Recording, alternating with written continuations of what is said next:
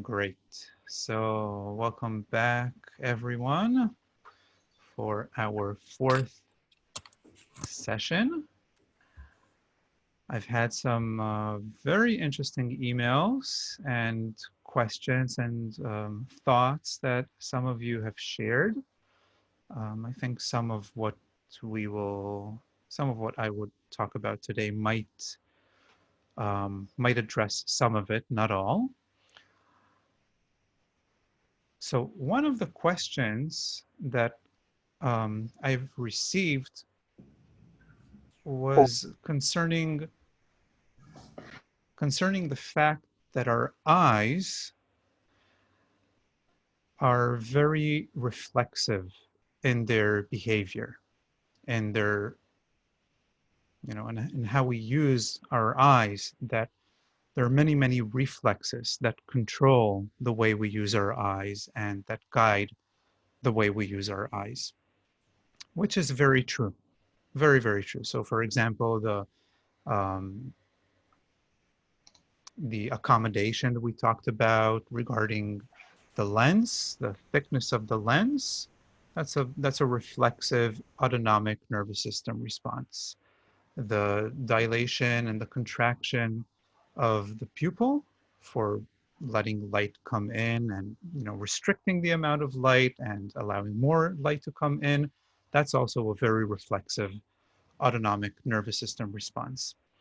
But apart from that, all other responses, even if they are reflexive, and a lot of them are very reflexive, they come from the central nervous system. And I want to show you, just some microphones are, not everyone is muted. Hold on. I want to show you a diagram that's, yeah. It's not the prettiest diagram, and it's not a complete diagram. Of course, I didn't make it. I didn't make it. I found it on the internet. That shows, and forget about the initials, it doesn't matter, though all the initials are names of places in the brain. And this shows just some of the neural pathways in the brain that deal with visual processing or visually guided behavior, um, or visual computing, etc., etc. And what we can see is that there's practically almost no part of the brain that is somehow represented in this diagram, and this diagram being a very simplistic and partial diagram. So there are many, many more pathways and many other regions. So these are only the direct regions that deal only, supposedly only with visual processing. But of course, when you hear a sound and you turn your attention towards the sound, there's also a response of your eyes towards the sound. The place that processes sounds is not in this diagram. When you think of something that you're going to do or a place that you're thinking of going into, your visual systems are engaged in that, and that place is not necessarily in this diagram. But you see how the visual processing and how visually oriented our entire organization is, that so many places in the brain are active participants or active contributors to visual processing and visually guided behavior. And one of the interesting things to note, and of course, again, this is very, very, very partial, is that all the pathways going from the lower parts of the brain towards the upper parts of the brain. So the lower parts of the brain are more reflexive, faster to process. They have, these nuclei in the midbrain and in the pons and in the brainstem that are much more faster, but they all project up to cortical areas. Cortical areas are those places in which we make decisions and plans, and whatever you do to see within your mind's eye, that's all cortical. when you're planning what you're going to do tomorrow, or you're thinking of what you did yesterday.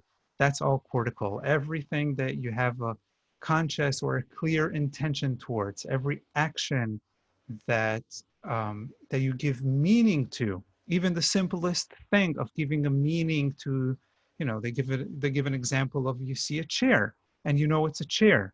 So the image on your retina and the processing the shape, that's maybe lower down in lower centers, even though processing the shape of the chair is already cortical, but giving meaning to the chair, that you know it's a chair and it's not a table, or you know it's a chair and it's not a dog, that's cortical processing. That's already giving meaning to the chair.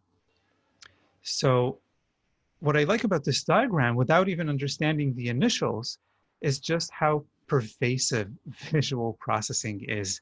And if you think a little bit about the different places in the different places in the brain, so example, this area here is the place that gives the significance of what to visual processing. So you see a shape and you give it meaning, you know it's a chair, that's one area of the brain. But anyway, we're not going to go into it because it's really, really so tremendously complex. And the more you read about it, the more you realize how so many parts are involved, and how what they say is that it's not a linear process, it's a parallel process. So the same information can go, it can project to several places in the brain that do processing in a parallel way, and then information is reintegrated, but again, not to one spot. It's not like there's a brain within the brain. It's not like different places in the brain process different types of information, and then everything accumulates into one place to give it meaning. It's all parallel and very spread out throughout many, many, many different parts. Now, so definitely not all reflexive. Okay, that was my main argument. A lot of reflexes involved, and we'll look into some of them. But in fact, every conscious intention, everything that we do that is not reflexive, is involving our eyes and our vision and the reflexes, the reflex circuit, and vice versa. So there's a reciprocal exchange of information between those circuits that control our eyes in a reflexive way, and those spread out areas in the brain that process visual information and control the movements of our eyes and give meaning and create intention visually and not visually. But then I was asked, what's this thing about sensing our eyes? Because our eyes, they're in an apparatus to see the world outside of us. So what's this thing about sensing our eyes?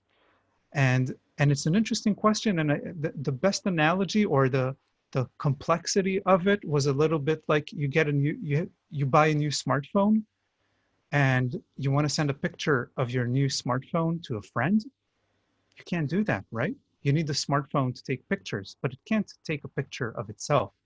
So that thing of sensing your eyes as you're viewing, or it has that sort of, maybe you have your own analogy or story to give that sort of somewhat confusing sensation of sensing your eyes as you're moving, either with your eyes closed or with your eyes open. But look here where it says S1. That's the somatosensory cortex, or what they call primary sensory cortex. Okay, S1. And you see that, of course, there's so many more arrows between S1 and so many other parts of the brain. But you see that it's on the map here, right? And there are arrows going into it and out of it. What is S1? S1 is this area. This area in the cortex, which is colored orange here, what's placed as A, in which the sensory sensation from the sensory sensations, the sensations from our body are relayed to this part of the brain. and it's related to this part of the brain. You sure heard of the homunculus. So it's related to this part of the brain in what's called a somatotopic organization. So meaning that if you go to the cerebral cortex of this area and you electrically stimulate different cells, they will correspond to a particular part in the body. So you will electrically stimulate these cells here, and the person who's being electrically stimulated would feel something in his forearm. It would provoke a sensation as if though somebody touched or pinched or grabbed or moved his forearm. And if you pinch him here or you electrically stimulate that part of the cortex where it says thumb, he would have the sensation that somebody moved or pinched or tickled his thumb.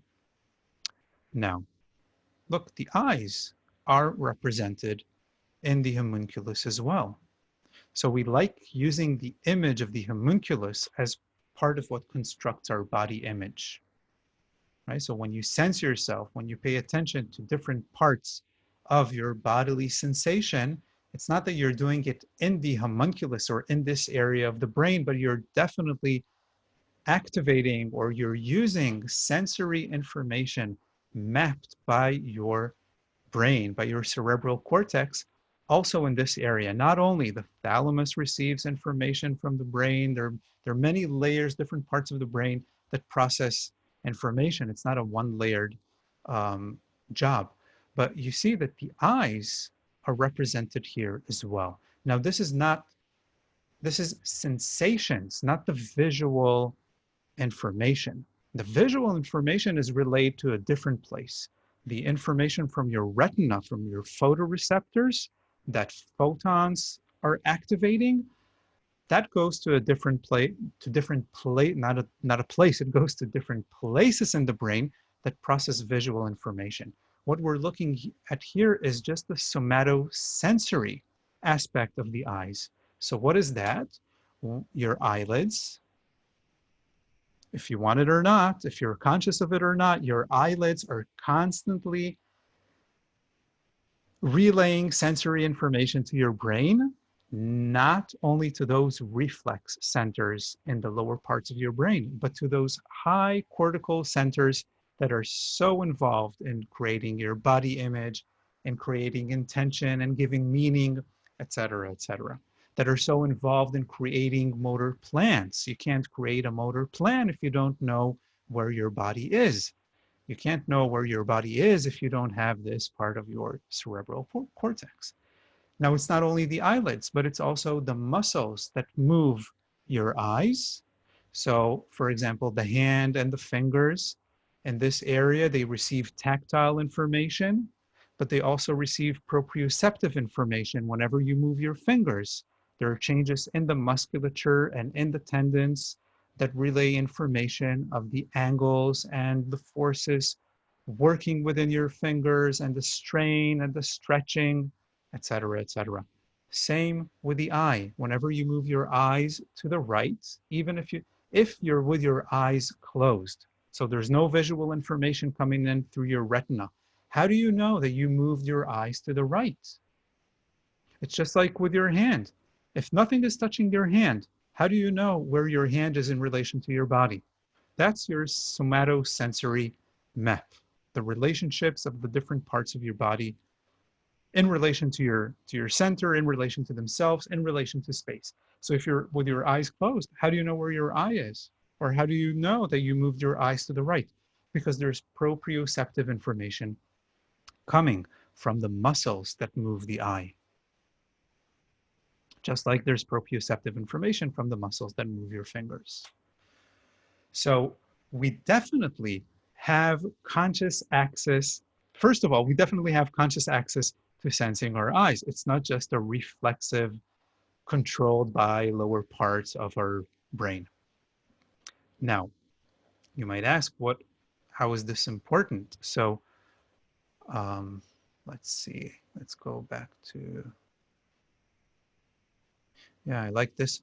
I like this one too. This is in the, okay, let's go back here. So A presented here is all sensory inputs. B is all motor command.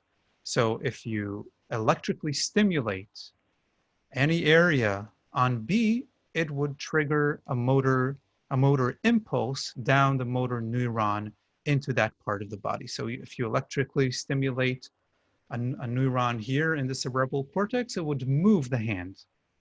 If you would electrically stimulate something in the shoulder area, it would move the shoulder. So this is the motor cortex. Now, again, we can see in the motor cortex, look at how much space, how much cortical area the eyelid and the eyeball occupy. You see this green stripe here? Now, look at the trunk and the shoulder. The trunk and the shoulders together are taking up about the same amount of space as just the eyeball and the eyelid. So there's so much cortical real estate that is designated just for the eyes and the eyelids. So the whole trunk and shoulder in relation, in comparison to the eye and the eyeball, right? It's just extraordinary. And we can see the same here, same thing here. So this is the motor homunculus, right? So the person drawn is drawn in the proportions of how much each part of the body occupies in the motor cortex. And again, you can see the eyeballs and the eyelids, how many neurons are designated just for controlling. So this is the motor. So this is just for controlling eyelids and eyeballs movements, right? And again, it's eyelids and eyeballs occupy more space than the neck. So everything that you can do with your neck, all the movements that you can do with your neck and in your motor cortex, it's not even close to the investment that the motor cortex has gone through for occupying the eyelids and the eyeballs. Now, let's go back. Yeah, no, okay. So now I want to tell you a nice story that I heard. Yeah, good. So I'll tell you a nice story that I heard from a leading neuroscientist that studies oculo-motor, these parts of the brain of visual processing and control of movements. And he told me this incredible story. So you would think that, okay, so there are these areas in the brain that receive information regarding where your eyes are. So I think, okay, so you need that to move your eyes around, right? You want to look to the left, you want to look to the right. You need those areas in the brain that sense where your eyes are located so they can control or process the location of your eyes in relation to what you see in space. But it turns out it's much more complicated than that. So the story is like this. You close your eyes and you point towards where the door in your room is, right? So the door in my room is here. So you would think, oh, I'm doing it with my eyes closed, right? So it's more like a spatial, visual orientation, memory sort of task. I need to remember the structure of the room. I have a representation somewhere in my brain. There's a representation of the structure of my room and a representation of where I am in relation to the room. I remember the door. I can point to the door. It doesn't really have anything to do with my eyes. I'm with my eyes closed, right? What does it have to do with my eyes? It has to do with my past experience of my eyes and, you know, seeing the world in a visual way. But right now, it doesn't have anything to do with my eyes. They're closed. So let's go back to show you this image again. So we go back to the somatosensory cortex, or the primary sensory, oops, where is it? Yeah, the primary sensory cortex, this area, that doesn't even control the movement. It just receives information from the muscles and the eyelid. It receives information of eye positioning, not visual stimulation even, just eye position. And, you know, they test these things on, um, what do you call it? Animals in the laboratory, which of course is not a very nice thing to do, but they interfere, they, they inhibit these cells in the somatic, in the primary sensory cortex. Okay, they either, I don't know if they inhibit them temporarily or they inhibit them forever, but there's no sensory information coming from the eye to that part of the brain. To other parts of the brain, for sure, right? It's not the only part of the brain, but to that part of the cortex, there's no information coming from the muscles of the eye. And then they give these visual tasks to these monkeys. There's a way to give them visual tasks to see if with their eyes closed, they remember the space around them. Now, vision-wise, they are intact. Their eyes are intact. They can look around. Visually, they're not impaired in any way. They can do most visual tasks or ordinary visual tasks with no problem. But if you close their eyes and then they have to point to a particular part in the room, they cannot point to that part in the room. Something about receiving sensory input about the position of the eyes is so interconnected to how the brain constructs the sense of orientation in space and the memory of the space around you. Now, you would think, what does it have to do with each other? With my eyes closed, I remember how the room is constructed. But just that disturbance in the brain and that area of the brain not receiving kinesthetic, this is completely kinesthetic information about the position of the eyes and something about your ability to remember the space around you and to construct the orientation of the space around you with your eyes closed becomes impaired. He told me that story and I was mind blown because I wouldn't, you know, intuitively, it doesn't really make sense. But the brain is so interconnected and so many of the internal representations that we make about our world are so visually driven or visually guided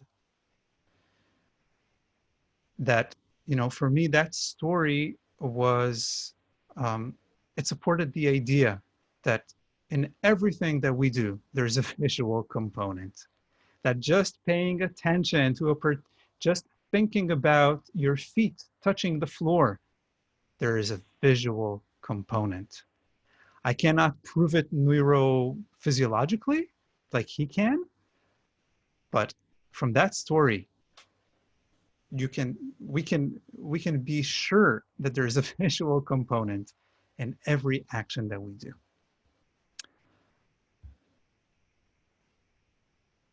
Okay, so that was my intro.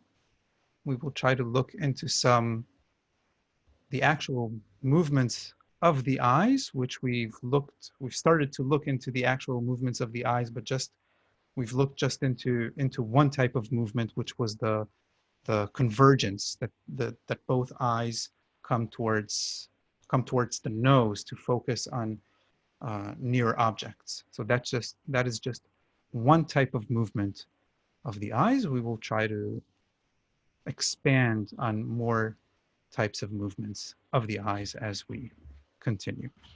So we're going to do an ATM. We're going to start in standing. I'm going to give you like 2 minutes to get organized. We're going to start in standing, but the ATM we're going to do is going to be on the stomach. So if you know that you need something to make yourself comfortable, if you know that you need something, a pad underneath your chest or something underneath your shoulder or whatnot to make yourself comfortable on the stomach, although we'll try to um, what do you call it?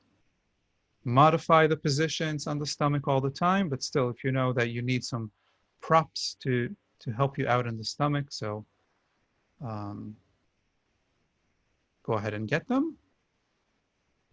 And I'll give you a minute before we start, and we'll start standing.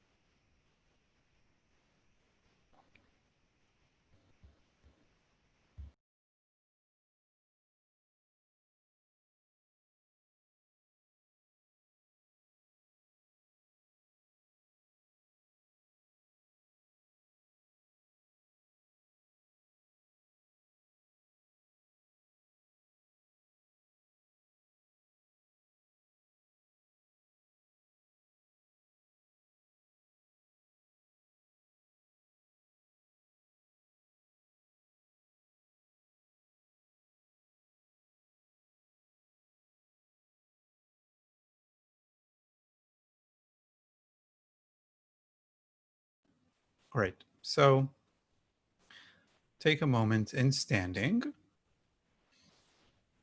And as we did in the previous sessions, if there is a very dominant light source in the room, make sure that you're standing either in front of it or behind it, but that it's not to your right or to your left. And take a moment to stand with your eyes closed.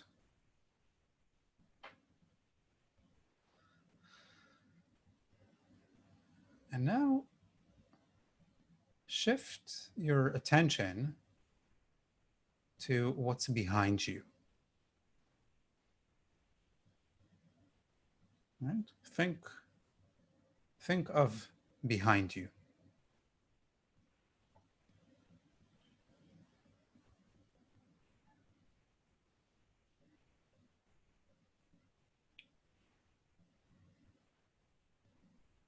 And notice if you're thinking about yourself, your your body, the back part of your body, or are you thinking about the space behind you?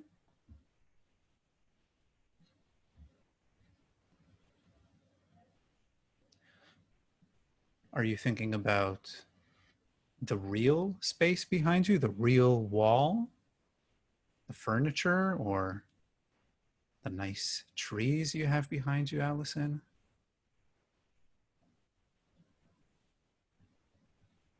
Or are you thinking about an abstract space behind you?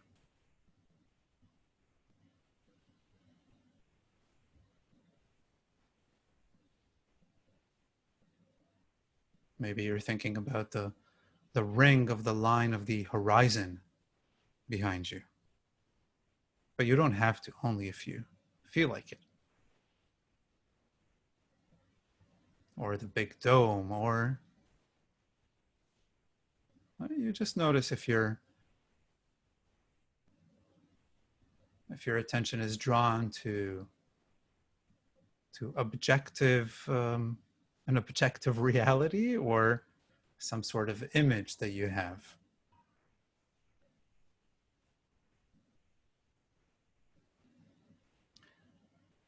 And again, as we did in the previous sessions, notice an interesting thing. Are you more gravitated to behind you to the left or to behind you to the right?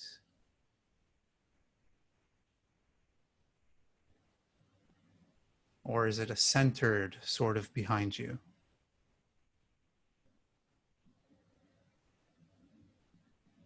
Is it a zone or is it a particular point?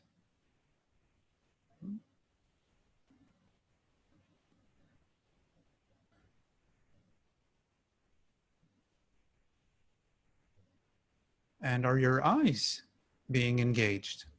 Are you engaging your eyes? Even if you don't, not even thinking about your eyes or intending to engage your eyes, are they being engaged? some might maybe even feel that their eyes are straining.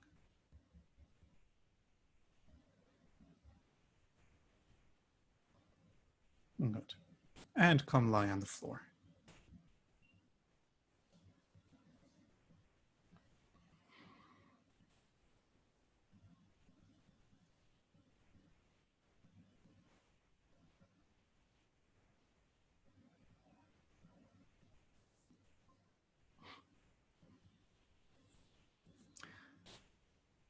Oh, great.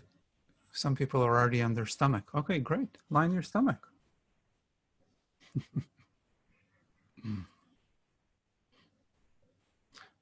Why fall into habits lying on the back if you can start away with something non-habitual?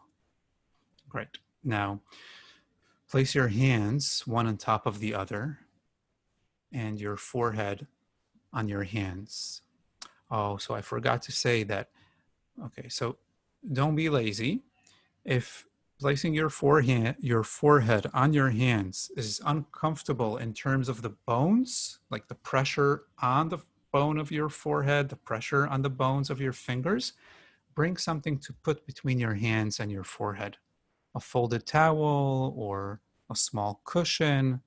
We're not going to be like that the entire lesson, but whenever we come back, we want to make sure that it's comfortable as possible. So if it's just a bone to bone pressure thing, that can be easily eliminated with some padding. Right. And make sure your feet are comfortably apart, that your knees are comfortably apart. All right, just listen to the contact of your stomach with the floor, contact of your chest, the position of your elbows, your shoulders. Make sure that they're not holding in an unnecessary way.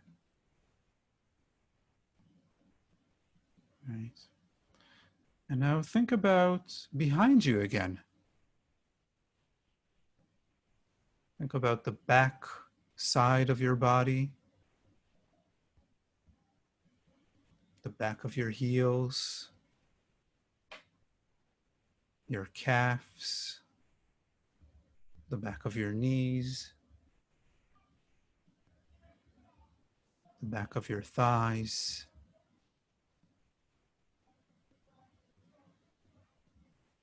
your pelvis. And of course, notice that as you scan yourself, notice again if your eyes are engaged in some way.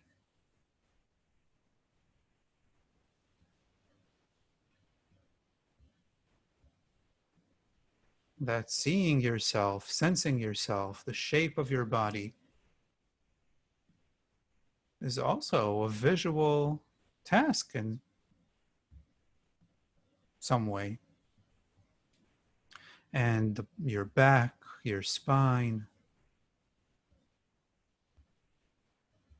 your shoulder blades, your arms, the triangle of your arms and elbows and forearms, and the back of your head. Right. And now think that you have in the back of your head a small eye.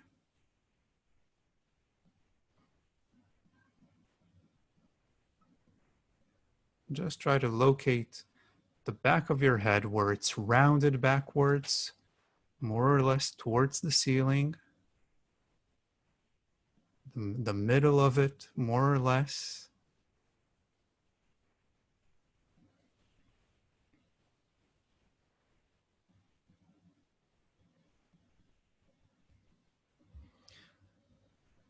And now, very, very slowly, start moving the back of your head, the eye at the back of your head.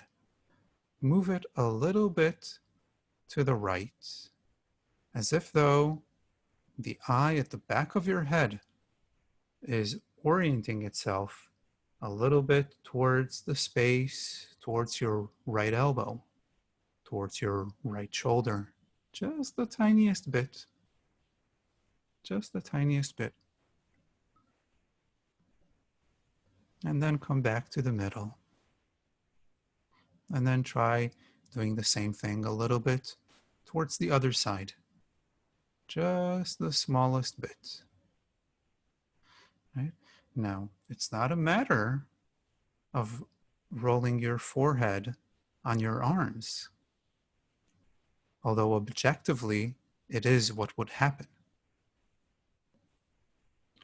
But it's more a matter of trying to initiate the movement from that self-image, from that intention that comes from the back of your head. Just a tiny bit to one side and a tiny bit to the other side. Right?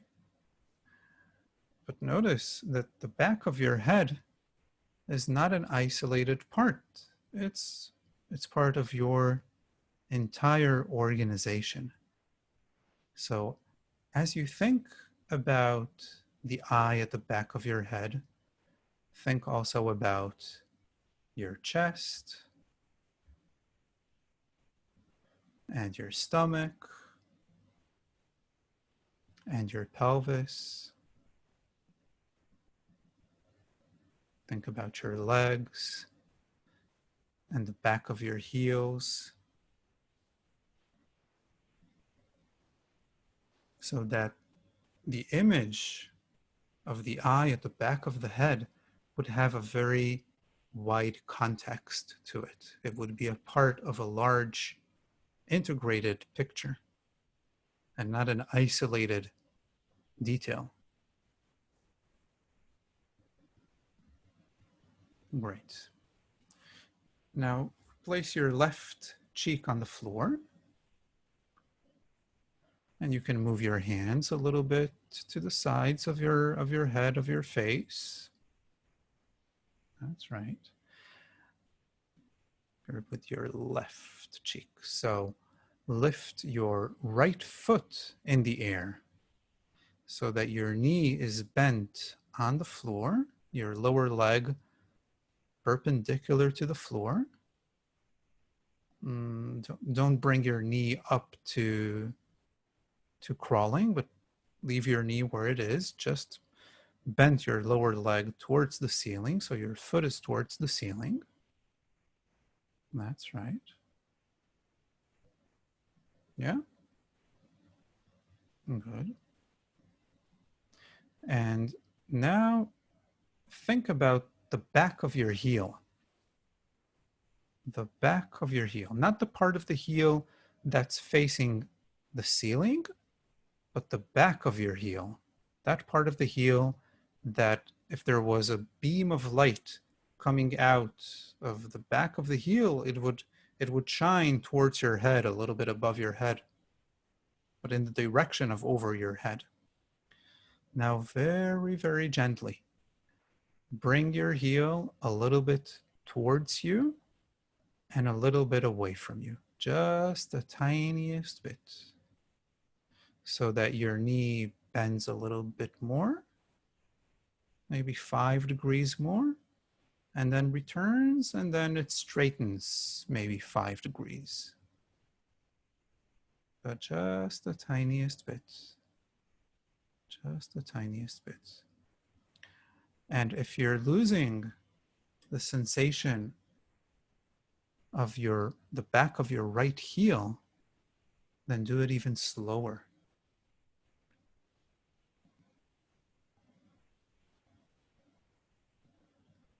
Good.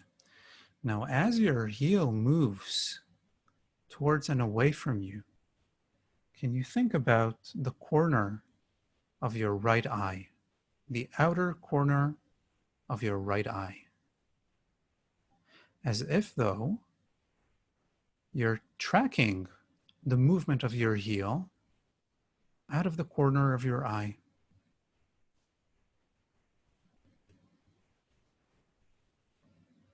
right? Or what we did last time with a string. You can imagine that there's a string between the corner of your right eye and the back of your heel. You can imagine that there's a band or a rubber band that's becoming a little bit more loose and then a little bit stretched. Or just a beam of light. Anything in your image that would connect that, so that the movement wouldn't be just an arbitrary bending and extending of the knee, but it would provoke this internal image of the connection of the corner of your eye.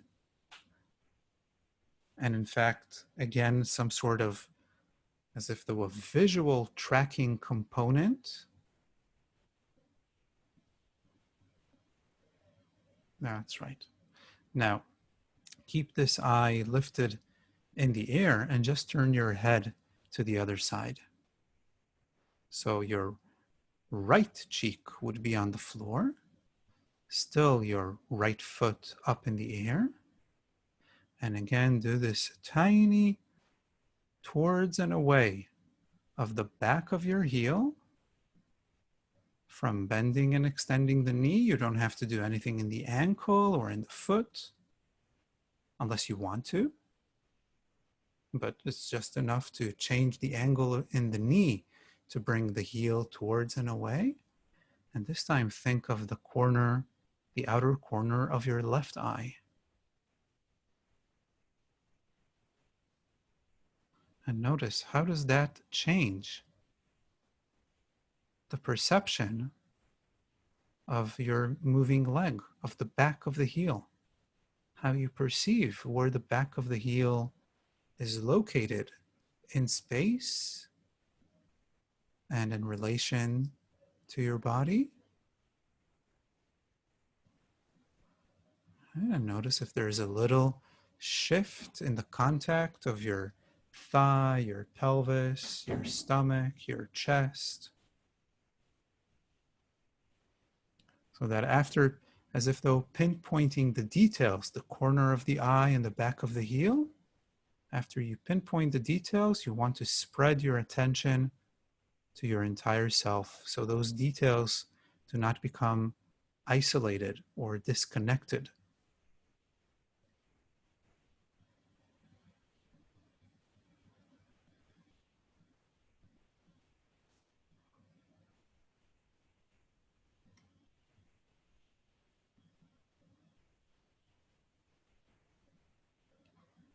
Right. Stay with your foot lifted and bring your head back to the middle. So your forehead is on your hands. And do the same thing here. Move your heel a little bit towards and away. But this time, think as if though you have one eye at the back of your head. As if though you have one eye at the back of your head.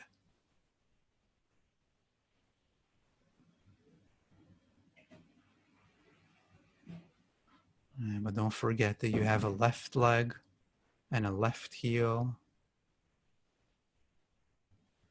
And you have a breathing mechanism that continues all along.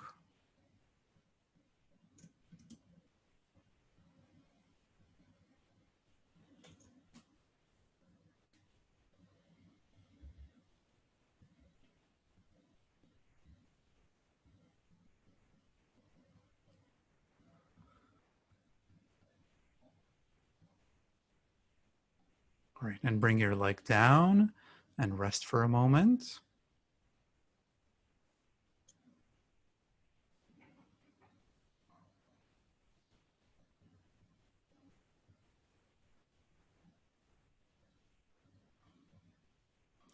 And put your right cheek on the floor again with your hands besides your head, on both sides of your head. And this time lift your left foot up in the air so that your lower leg is more or less at 90 degrees perpendicular to the floor. And again, very slowly move the back of your heel comes a little bit towards and away, the tiniest bit, the tiniest bit. All right. And you would see an interesting thing thinking about the corner of your left eye, the outer corner of your left eye, as if though it's tracking the movement of your heel coming towards and away from you. But you would see an interesting thing that once you have those details, you somehow change your attention to be what Moshe called inclusive, inclusive of your entire self. Because the more you concentrate just on the details, the harder it becomes to create the image and to sense those things that you're looking for in the sensation. So you just need to feel the corner of your left eye, do a very small movement, sense the back of your heel, but then make that part of the bigger picture of your entire self. Hands, elbows, the floor in front of you, your chest, the other leg, your other heel, the space around you, the light coming in from the window, the temperature in the air. If there's background noise somewhere, because in a way, the more your attention would be inclusive, the easier it would be to sense the details and to create that image and those relationships. Good. Now stay with that leg lifted and just switch over the position of your head.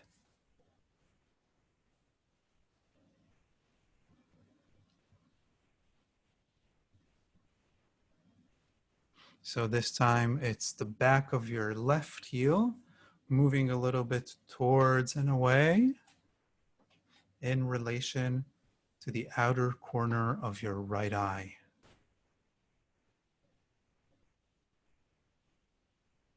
But again, if it's not contextualized to the sensation of your entire self, you wouldn't be able to create the image. And whatever image you would be able to create, it would probably be more energy consuming than beneficial in any way. So again, you just do slowly enough so you can pinpoint the back of your heel, the corner of your eye, and then the spreading throughout of your entire self. And again, not just your body sensation experience, but your perception of your space, where you are in the room, the texture of your mat, background noise. Right? There isn't a part of you that's not a part of you.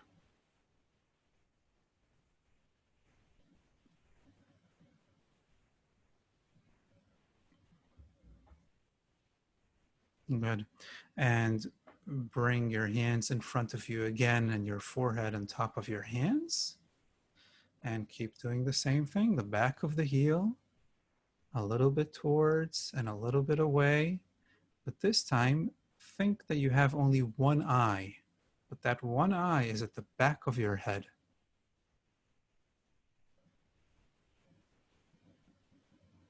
And the back of your heel moves a little bit towards and away. That point in the back of your head.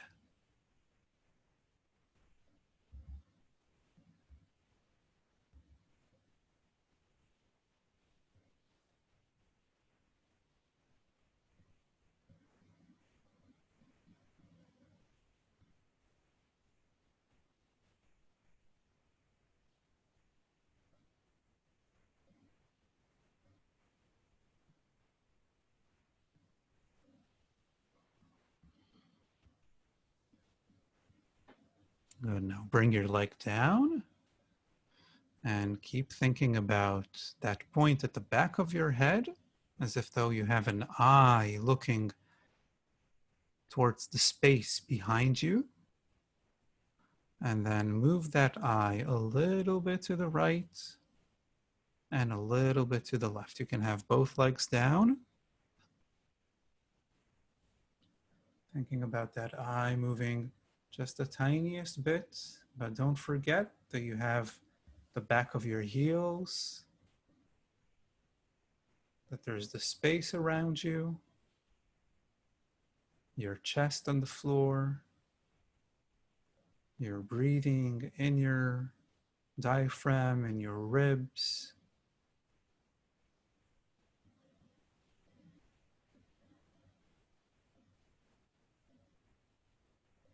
Good. And turn around, lie on your back, and rest.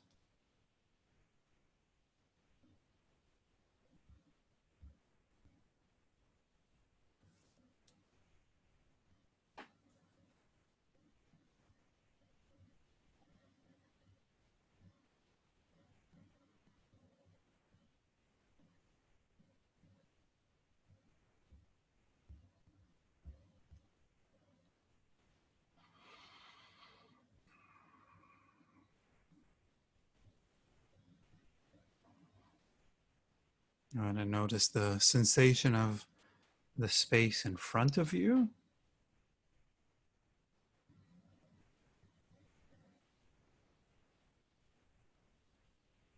And of course, the sensation of your front.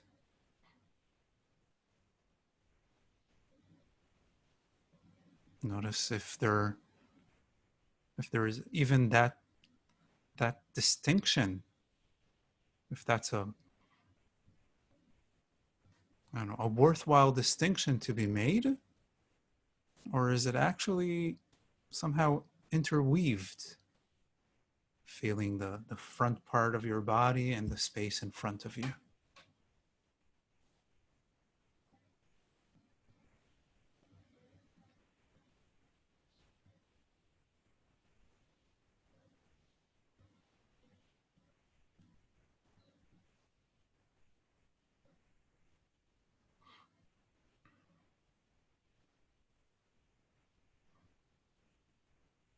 Good.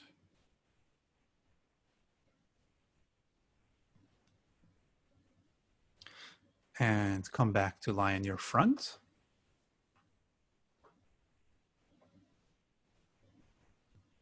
And again, have your hands one on top of the other, with your forehead on your hands. And lift your right leg up in the air again. Sense the back of your heel. And then very gently move the back of your heel, again, not from moving your foot or your ankle, but from using your entire leg. Move the back of your heel a little bit to the right, just, I don't know, not more than 5 degrees. It should be very, very small. And back to the middle and a little bit to the left, just the tiniest bit. So it's as if though you're tilting your lower leg, but you're rolling on your thigh, on your knee, but really so small, just the tiniest bit. So again, you can track in your mind's eye, in your sensation, you can see and track the movement of the back of your heel in space.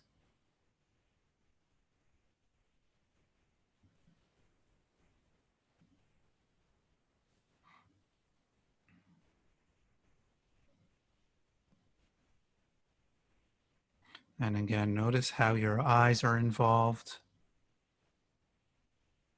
and how your chest is involved, how the heel is moving in relation to the floor, and you know where the floor is from the pressure of the front of yourself on the floor, how it's moving in relation to the space behind you, And as we saw, knowing the space behind you is somehow related to knowing where your eyes are.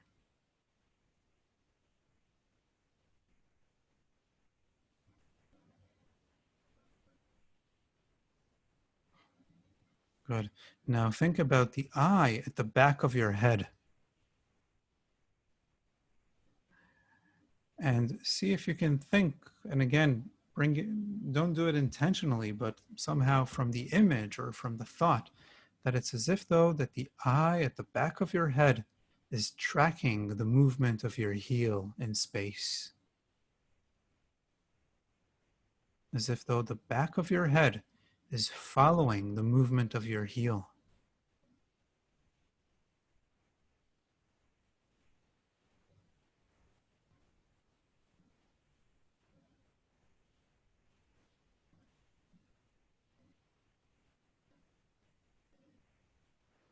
That's right.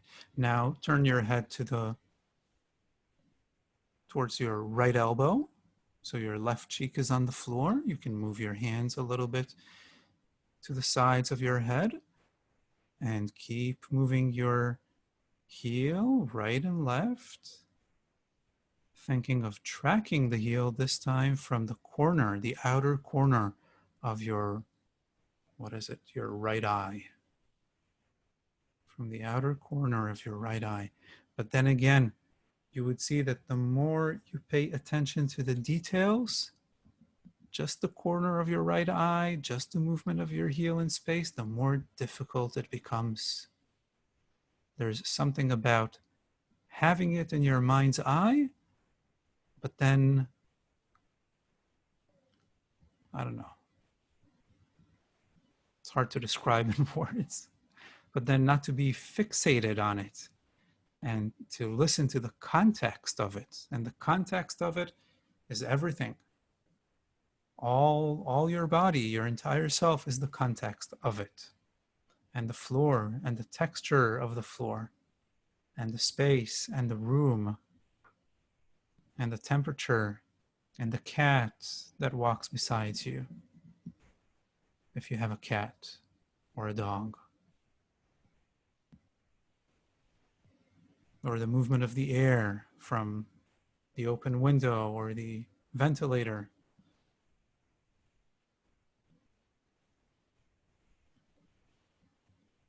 That's right. And now just turn your head over to the other side, but keep doing the same movement. But of course, notice how it's no longer the same movement. Tracking or thinking of tracking, thinking of the connection to the outer corner of your left eye. Does it only change the orientation of your head and the eye with which you're thinking? Or does it completely change the sensation of the movement of the leg itself? Your sensation of how you move the leg, of how you displace the back of your heel in space.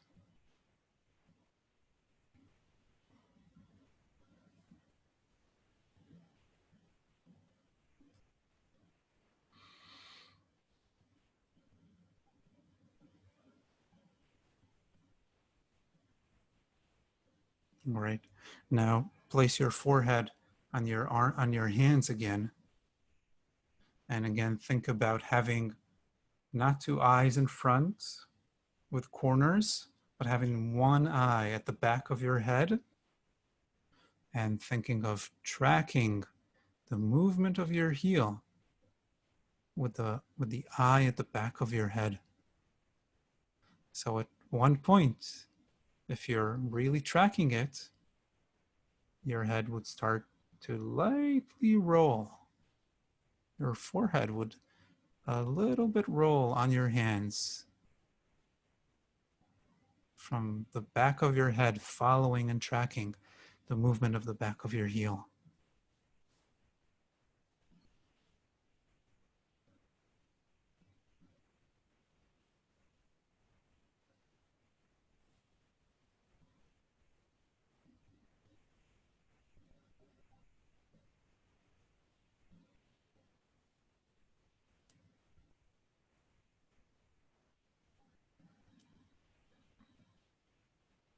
Good. And bring that leg down. Rest on your stomach as you want before we do the other leg.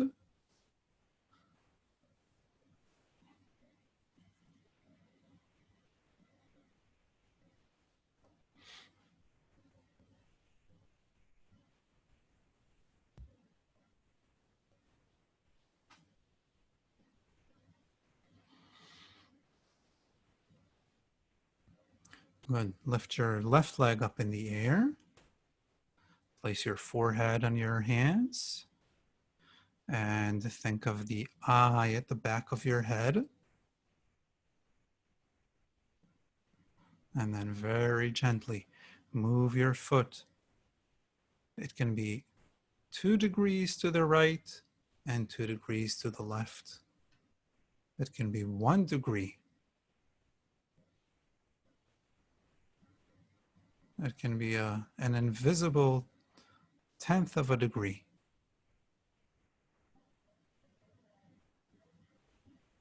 Whatever it takes, whatever you need to have that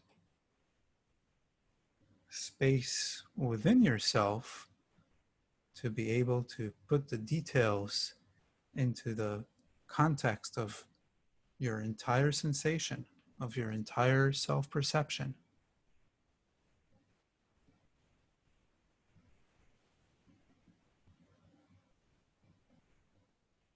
Which is sort of an attention, mental, sensation, visual sort of task. That inclusive attention, which Moshe so keenly referred to.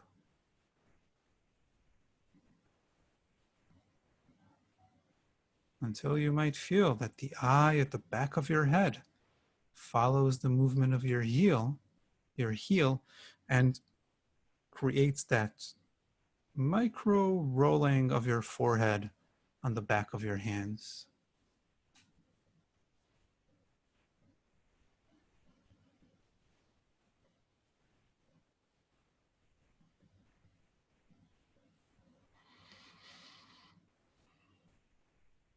Right, and turn your head onto one side. Doesn't matter which one, whichever you want. Your hands to the sides of your head and keep moving the back of your heel a tiniest bit to the right and to the left, and think that you're following the movement with the corner of the eye that is not on the floor, the eye that is exposed towards the ceiling.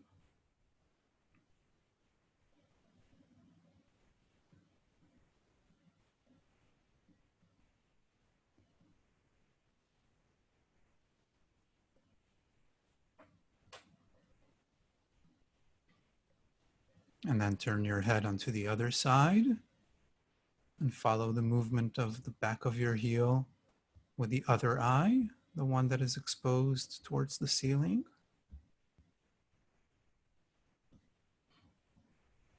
And of course, I'm reminding you and urging you that you do not have to do everything.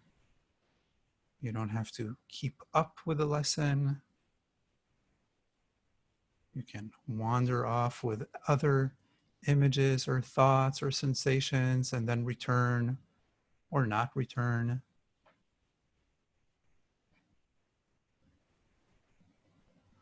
All right, and then have your forehead again on top of your hands. And again, the back of your heel, and that thought of having an eye at the back of your head, which is a very strange and unusual sort of image.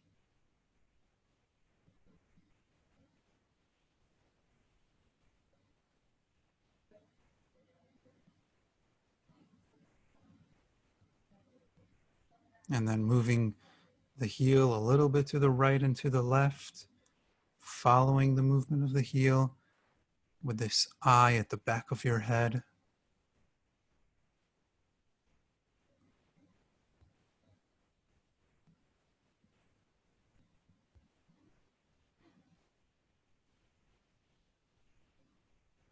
That's right.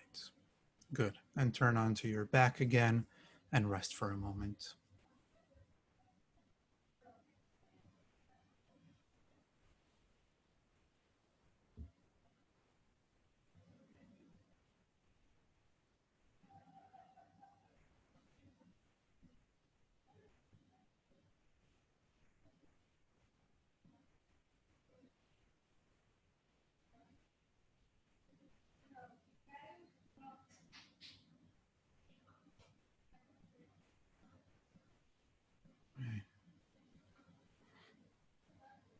Good. Now we want to expand just a little bit that, or to be more explicit about that image of the eye at the back of your head.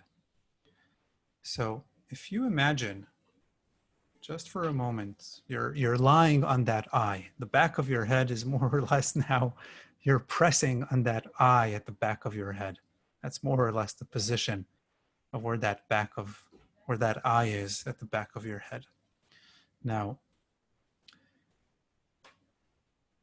imagine that through each one of your eyes, there is as if though a line coming from the pupil in the front of the eye, and it goes back towards the back of the eyeball. And from the back of the eyeball, it goes back diagonally towards the back of your skull. So those two lines, they converge backwards onto that spot on which you are leaning on. It's not a simple image because it's also an image that is a complete antagonist to the convergence that we do when we read or when we look at something that is near us. Because when we read, we bring the front of the eyeballs towards the nose. Now this image brings the front of the eyeballs away from the nose so that the back of your eyeballs, if there was an imaginary line piercing your eyeball backwards, the lines from the back of your eyeballs backwards into your skull converge to the middle of the back of your skull. It's a very strange image. Don't force yourself to create it or to sense it. Just have it as a thought, because it might strain your eyes, which is the exact opposite of the intention of the image. Theoretically, it should relax your eyes, because it's the exact opposite of what they habitually do in everyday life. So it's as if though you're looking backwards from the inside towards the middle of your skull. So the eyeballs would diverge laterally, theoretically. Now, come back onto your stomach. And again, I encourage you to try and then to give up, and then to try again, and then to give up. And trying by just thinking about it or just by listening to it, and then really trying hard and then giving up again. Okay? So have your forehead on your hands again. And think about this eye, one eye in the middle of the back of your skull. But it's as if though you're looking out from that eye. You're looking backwards from that eye. But it's an eye that's composed from your own eyes, from your two real eyes, as if though looking backwards from the back of the eyeball into your cranium, backwards into your skull. If you get it or not, doesn't matter. You shouldn't even try. It's just going to give you a headache, believe me. Good. Now, lift your right leg up in the air again. And again, bring the leg a little bit towards and a little bit away from you, thinking of your eye at the back of your head, tracking the movement of your heel. And again, don't try, just listen. And if something clicks, good. If not, also good. When you bring your leg away from you, there's a particular point in which, if you keep bringing it a little bit away, you can lift your head a tiniest bit from your hands, as if though the lowering of your lower leg pulls your head up, as if though there's a spring or a rubber band or a rope connected from the back of your heel to the back of your head. And when the back of your heel moves away from you, there's a particular angle in which you can use that mechanical weight of the lower leg and that image of the back of the head, the eye at the back of the head following the movement of the heel, through which you can easily, maybe not today, theoretically, you could easily lift your head a little bit from your hands.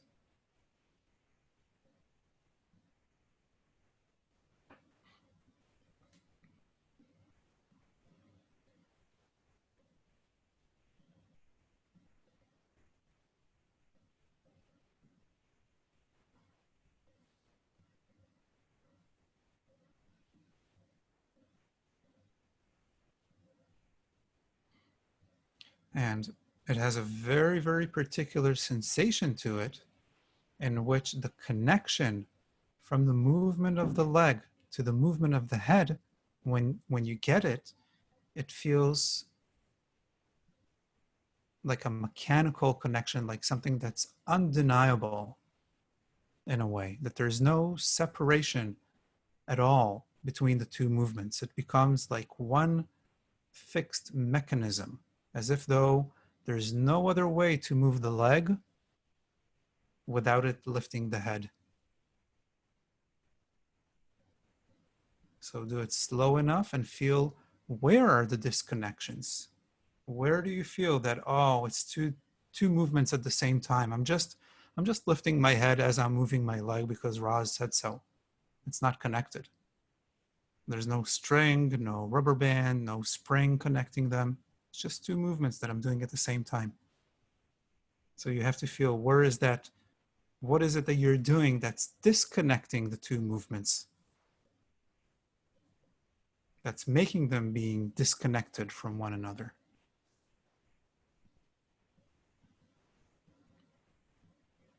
Good. Bring your leg down.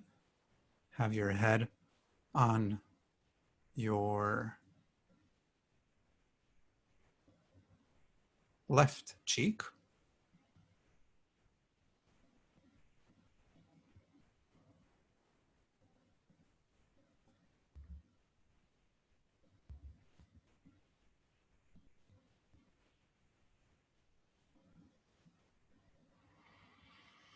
And lift your right leg up in the air again. And again, move it a little bit away and back towards you. And you're looking mostly for that movement away from you. But this time, move it away from you a little bit to the right. Let the heel move away from you in a small diagonal to the right. And think that it's connected to the right corner of your right eye. And don't lift your head if it's not, if it's not connecting with the movement of the leg. But the image is as if though the back of the heel and the right corner of your right eye are connected in a rubber band or a spring or something that's a little bit elastic, but it pulls and lifts your head, maybe in a small diagonal. Maybe you need to shift your weight. Maybe you need to think of your other leg, turning it a little bit.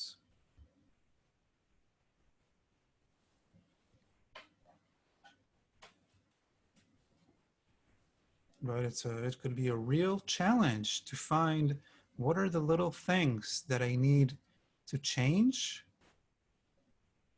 that would enable those two movements to become one. Because I might have the image and the idea and the understanding, but it's not connecting.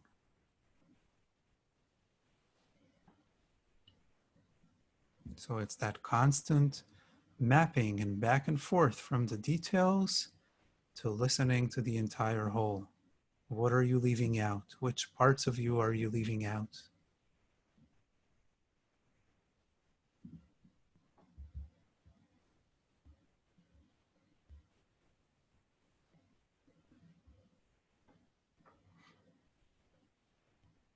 Great. And bring your leg down and rest for a moment.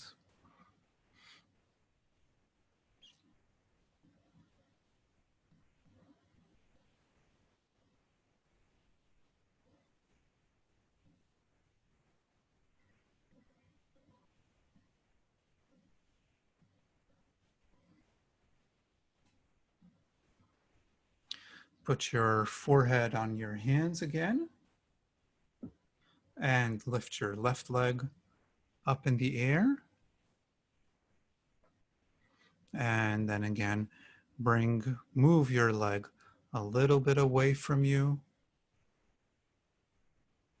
And you need to find from which angle. It might be that there's a particular angle from which moving the leg away starts dialoguing with that idea of lifting the head. It might be that if the heel is too close towards you, it feels disconnected. There's like too much slack in the knee or the thigh, or something is not creating that communication to the upper part of yourself towards your head. Think of the eye as if though you have one single eye at the back of your head, and it wants to follow the movement of the heel. It wants to track in space and move in space to track the movement of the heel. But again, they're not disconnected from your breathing, from your stomach, from your chest, from how you lean on your pelvis, how you lean on your other leg. Maybe you need to turn your other leg a little bit with the heel inwards or outwards.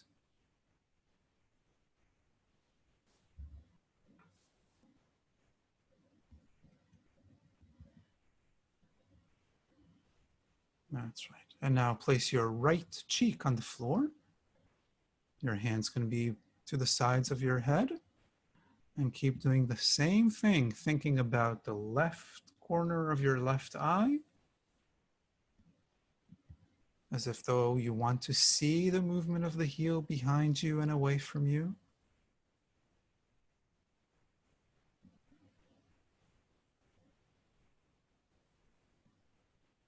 But again, just lifting the head simultaneously is not the thing. It's looking for that really, it's a very fine sort of organization. But once you find it, it's like it would feel like there's really a rope or a real mechanical component that undeniably lifts the head when you move your heel away from you.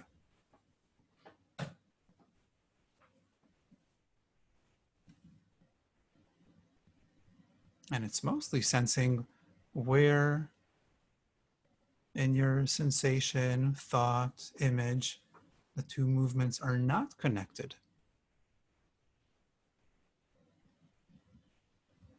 Whereas like there's some glue that you need to put into it.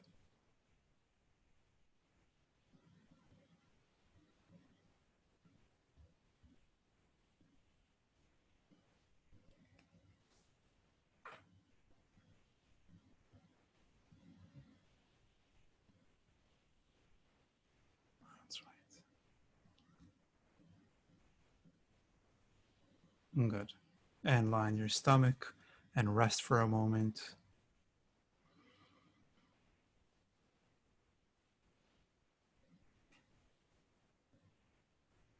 Bring your legs down. Put your forehead on your hands again.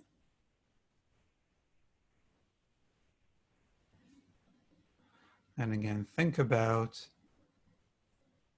as if though there are these lines from the front of your eyeball going to the back of your eyeballs, and from there to the back of your head, but to the center of the back of your head, creating like this one eye or one pinhole at the back of your head through which you see the space behind you.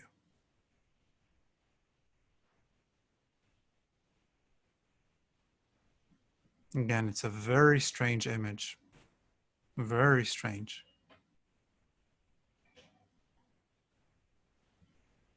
But potentially phenomenal.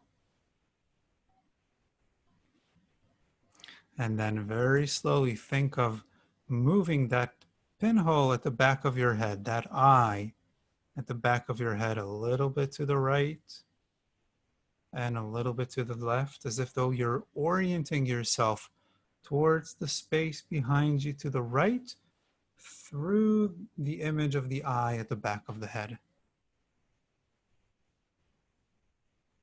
But not just. It's also through sensing the floor in front of you, sensing the position of your feet, the air behind you.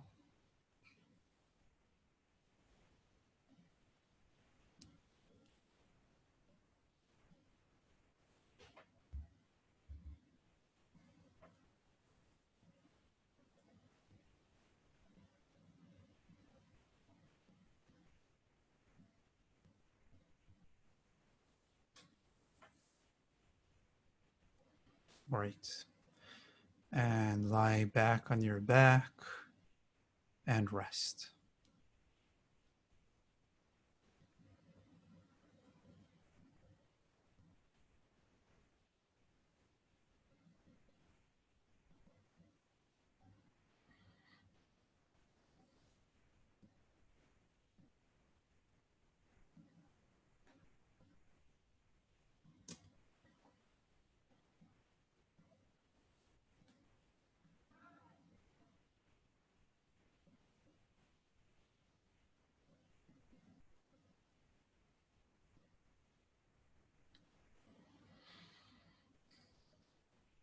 And again, notice the space in front of you. Notice your front in front of you.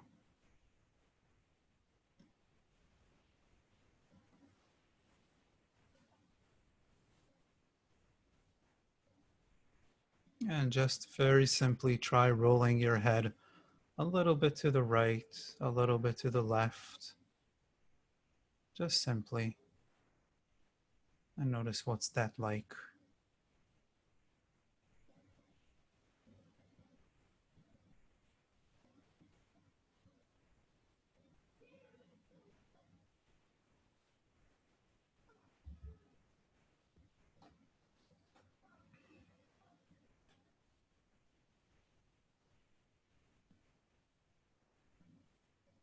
Right.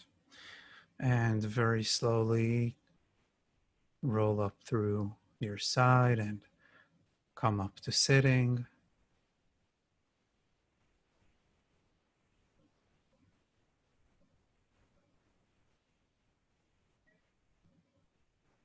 Take your time.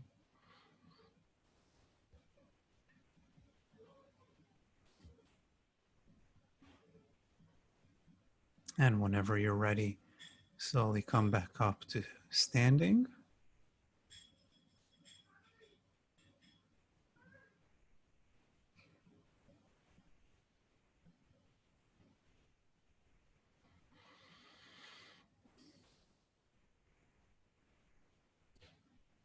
And stand for a moment. Same spot in the room from which you started. Same orientation in the room. And just notice you're standing now, sensing yourself now,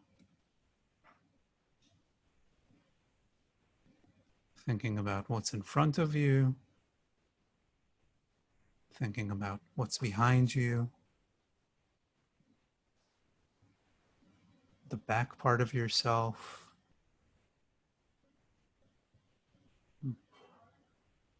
And then see again if you can think about these two lines coming from the front of your eyes,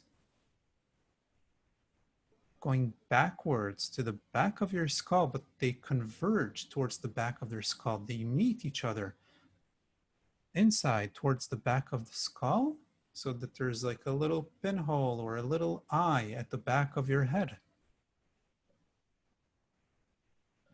And from that little eye, see if you can scan the space behind you a little bit to the right and a little bit to the left. Just the tiniest bit. So you need to feel yourself physically, but it's not disconnected to sensing the space behind you. It's inseparable from your orientation to the space behind you, to the perception of the space behind you. Right? And how much of that is visual or engaging your envisioning systems.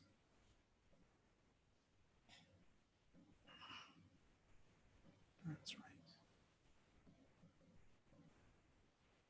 Good. And walk around a little bit, and we will let's take a 5-minute break. So you don't have to sit right away in front of the computer. You can get yourself something to drink. So at the hour and 35, whatever hour it is, and 35 minutes, we'll come back. Okay, now we're recording, Kim. Thanks for bringing that up. So, there's so many ways to, like, the eye thing is just extraordinarily complicated. But one of the ways to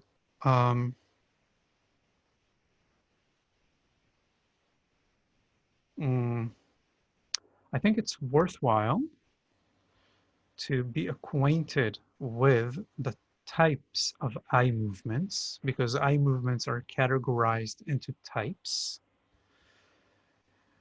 I think it's important to be familiar with those types of eye movements, because then whatever you do in an ATM that's involving the usage of the eyes,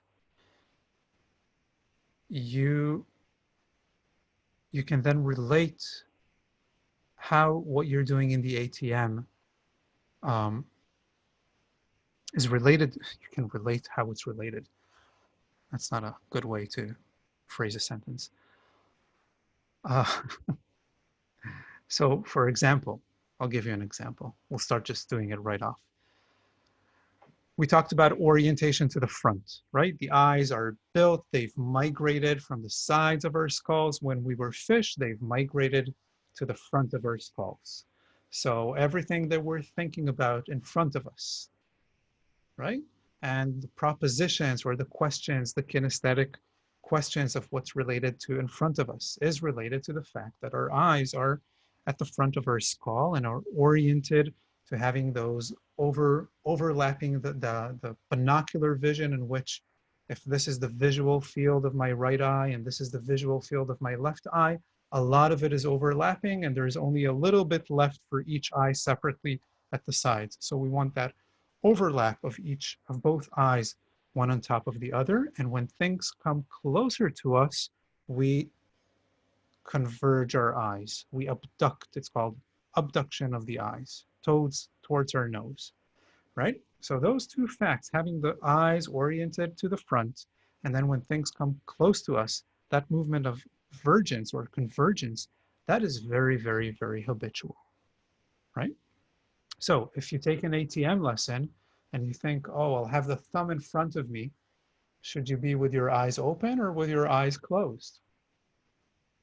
And you move your thumb towards and away from you. Should you, if you're with your eyes closed, should you have it in front of your nose or in front of one eye, moving towards and away from you? Should you have the other eye open or covered? What would be the variations that on one hand address the habitual function, right? So you're not doing something impossible. You're not creating, well, you might be, no, you actually might be doing something impossible. You might be doing something impossible, but it addresses something related to the habitual function, but you're proposing it in a non-habitual way, right? So when would you ever think of something coming closer to you and away from you, converging your eyes and diverging your eyes when you're with your eyes closed, right? So just imagining your thumb or tracking your thumb coming towards and away with your eyes closed is already non-habitual. It's related to something that you habitually do. You track things coming closer and away from you. You converge and diverge all the time. I'm looking at the screen, I'm converging, I'm looking at the door, my vergence angle changed. So that happens all the time. I'm moving away and towards the screen, my eyes converge and diverge. But I never do that with my eyes closed, right? If I have binocular vision, if both eyes function, I do it with both eyes. I never do it just with one eye, I do it with both eyes, right? So then covering one eye, bringing into the focus of my kinesthetic attention just one eye, well, for somebody who has binocular vision, that's very non-habitual. Very, very non-habitual. And even for someone who doesn't have binocular vision because one eye doesn't see well, that's still non-habitual because you're usually with both eyes open, right? Unless you're walking around with a patch on one eye. You're still with both eyes open. So having one eye closed and covering it, just that sensation as if though you have only one eye, that's already kinesthetically non-habitual. Okay, so that's one. There's another movement, which is, so let's look at, so I'll share my screen and we'll look at the types of movement. We're not going to go over, oh, you know what, before we do that. So what we did today with that image of having my eyes looking backwards as if though I'm looking through the back of my eyeball, which is a very complicated image to create. I've heard about this image, Moshe does this in Amherst. So I've known about this image for years, and it took me years to somehow sense it, to even be attracted towards it. I would always feel like it's like crooking my eyes in a painful way. Thinking about the back of my eyeball, it was like, what is that? I'm like all distorted. So it took me a lot of years to find the sensation of it. But one thing that helped me was understanding that it's not just an impossible image, but that if you think that both eyes are looking inside, but towards a central point, so they're converging to the back of your head, you're doing the opposite of converging in front. You're taking your eyeballs to the sides, which is an impossible movement, but it inhibits that tendency to look forward, to converge forward. So it's it is addressing our habits, right? But proposing a very non-habitual image configuration engagement with our eyes. Now, if you don't know that your eyes converge, I mean, until I knew that my eyes converge, until then, I couldn't relate to that image. So understanding that, oh, to have those lines going to the back of my eyeballs and to one central point at the back of my skull actually demands an inhibition of the convergence. Wow, that's when I was able to start relating to that sort of image. So there are many things in eye lessons that I think that understanding how the eyes work can really help relate to those lessons, because many people have very difficult time with eye lessons. And I think partly it's because of that fact that they're not understanding how the lesson is addressing the habitual movements of the eyes in a non-habitual way. Okay, so let's have a look at the types of eye movements. And we'll go over them a little bit one by one. Not too much because it's heavy. It's heavy. Oops, sorry. It's a little bit heavy stuff, but we'll try to go over it. Yeah. Okay. So there are 6 types of eye movements. Vergence is the one that you already know, bringing the eyes towards the nose, which happens when you're reading anything that's in front of you. I think it's like what is it? 8 meters and coming towards you, you need to converge your eyes. I think anything from 8 meters and away, your eyes become parallel, if I'm not mistaken. I might be mistaken about the number. Um, please don't write in the chat because I can't. I only have 2 eyes and only one track of attention. So, so I will not see anything that you write in the chat at this moment. So that's vergence. Okay, that's bringing the eyes towards the nose, which is critical for focusing on near objects. Fixation. Fixation, it's funny to call it a movement, but it is it's a process. So if you look towards one point, not towards me on the screen, look at somewhere in the room, and which is not very far away from you. Look towards a point in the room that is stationary, that's not moving, but not a very far away point. Okay? Now, first of all, you have to inhibit looking to the side, upwards, downwards. You have to inhibit all sorts of movements in order to stay with your eyes fixed. So in the fixation process, there's massive inhibition of eye movements. But if you pay very, very close attention, you would see that really it's not 100% fixed. First of all, you blink from time to time, and that makes the picture like jump a little bit. But even between the blinking, look at one point, don't move at all. And you'll notice that, oh my God, something's happening. It's not like a video camera on a tripod, not moving, and the scene not changing. Everything is static. Something is happening. Even though you're not moving your eyes, even though the object is not moving, even between the blinking, can you feel there's like something is happening, which is very hard to define exactly what it is. These are very reflexive and very fast movements of the eyeballs. They're so small that we cannot sense them. We're not going to go very deeply into it. There are 3 types of these movements. The very well known among the 3 types are called micro saccades. They're smaller than 1 angle of a shift. They're usually like half an angle. So they're very, very, very small. Now, the reason why they happen is because, do you remember we looked at the, where is it?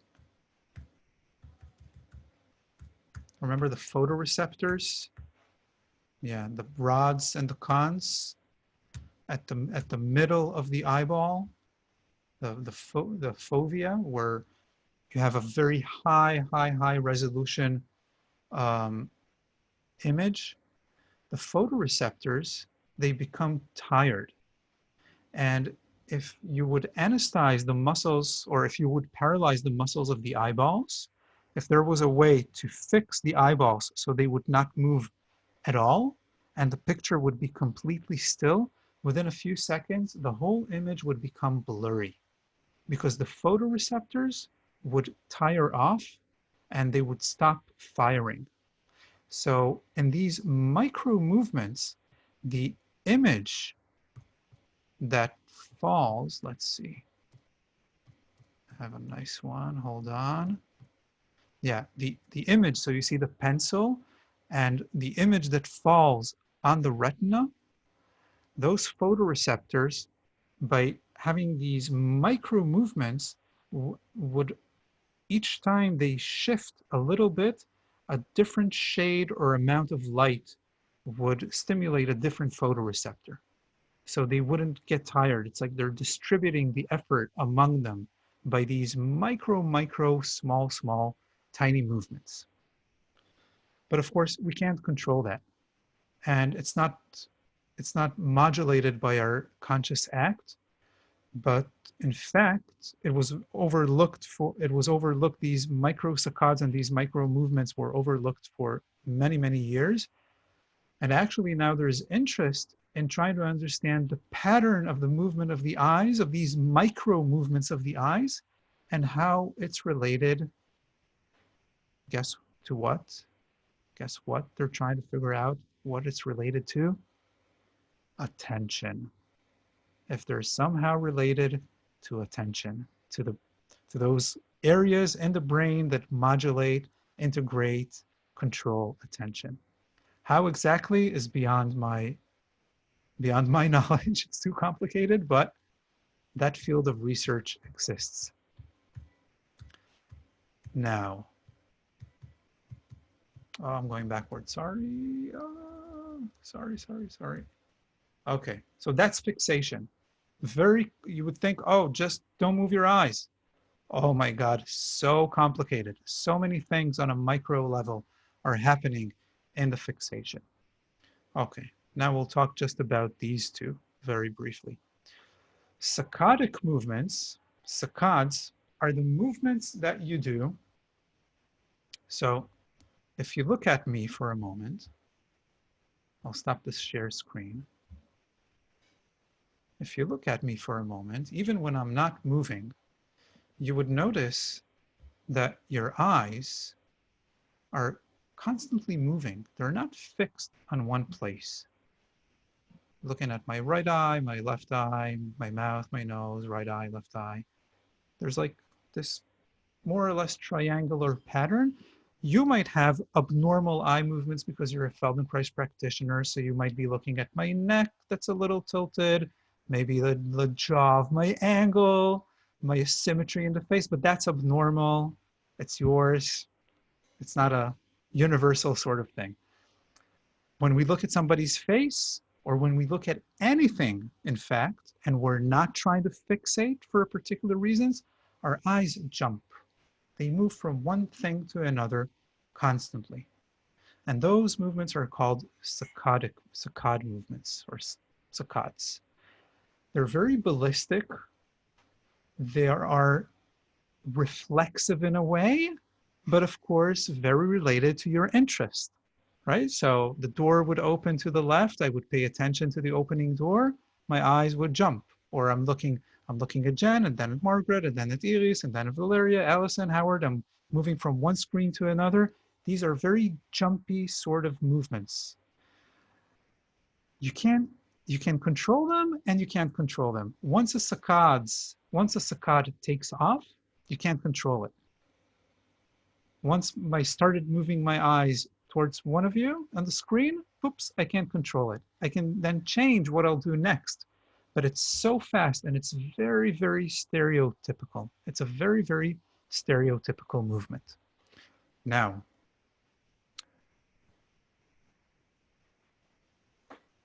you try Okay. You sit quietly. Don't look at the screen. Look at the room, but not far away from you. Don't move your head. Even put your chin in your hand. Don't move your head so your head stays stable. And you try to scan very slowly. Scan the wall in front of you without moving your head. But scan the wall. Right and left are the easiest movements. Up and down is more complicated. Just move your eyes right and left so you're scanning the wall. Can you make your eyes move with that sort of, what do you call it? Hadragatiyut. The opposite of non-jumpy. Like you would do a pelvic tilt, like you would do a pelvic lock, like you go 1 point to 1 point, the same, the same speed, nothing jumpy, nothing jerky. Can you feel? You can't. Your eyes are jumping. They're constantly jumping. When we read, if you have something next to you, just open a book next to you and you notice how you move your eyes, they jump. Sometimes they jump backwards. They don't necessarily jump always forward word by word. They can jump forward and backward. But these are all saccades, right? So if you're lying there on your back doing an ATM lesson and you're trying to move your eyes very slowly in a fluid way, and you feel that you're straining, you know why you're straining? Because you're trying to do something impossible. Your eyes do not move that way. They just can't move that way.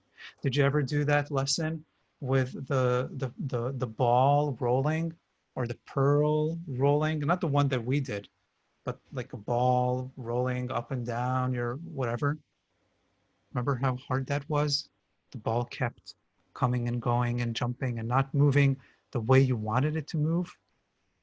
That's because your eyes, when your head is stationary and your eyes move from one place to another, that's the movement that they do, these jumpy saccades. Okay? But there's a different kind of movement, which is called smooth pursuit. So smooth pursuit happens when there's an object moving in the space around you and you're following the object. Very, very, very different. Then all of a sudden, your eyes are actually moving in a smooth trajectory, following the bird or the cat or the car or the ball that's being thrown to you or to the side of you. You would want to follow that ball using saccades? Impossible. Maybe the first movement would be a saccade, but then when you follow the ball, it's going to be a smooth pursuit sort of movement. Again, very stereotypical and very, very different. So what did we do in the first lesson? Right? We covered one eye, and then we had the thumb in front of the eye, and then we moved the thumb in space, right? And we followed the thumb. We followed the thumb with the eye and the head and the body. We used everything to follow the thumb, not just the eye.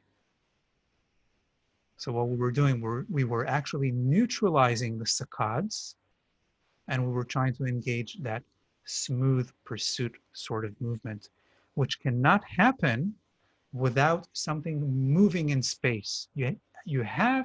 You must have something in your visual field moving in order to be able to create a movement of the eyes that follow it in a smooth way.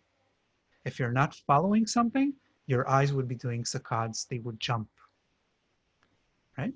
So I can follow my thumb. That's something moving in space, right? And if I follow my thumb and I take my whole self with it, that even reduces even more the need for my eyes to jump. So it's my whole self following the thumb. Okay.